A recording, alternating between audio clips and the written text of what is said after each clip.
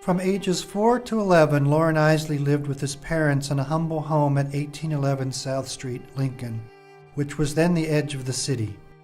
Because of the trouble in his parents' marriage, his memories of life in this house are bitter. The house remains and is a private residence. Here's how Gale Christianson describes Eiseley's life there.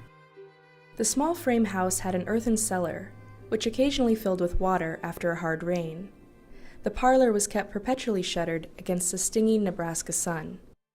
Electrical service was not yet available to the scattered residents of Lincoln's far south side, so evenings were spent in the dim glow of kerosene lamps. Loren's possessions were few. His favorite, a tawny stuffed lion with shoe-button eyes, accompanied him to bed each night.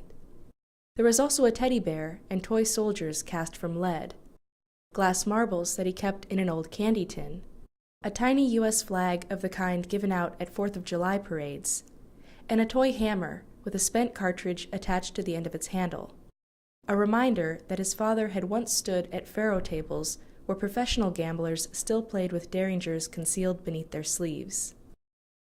Clyde told his son he had given up carrying a gun only after accidentally shooting himself in the leg. "You can't depend on the things," he lamented. "Familiarity breeds contempt." Loren sensed that something was seriously wrong shortly after the family moved to Lincoln. It was a time of hushed and troubled voices. Ours was a house of whispers. It was also a house unto itself. Visitors rarely came, and those few who crossed the threshold were not encouraged to remain long. The shuttered and curtained windows not only kept the sun at bay, but discouraged curious neighbors from establishing contact with those who dwelled within. The Eisleys were dismissed as peculiar, though harmless and unimportant, social outcasts of their own making.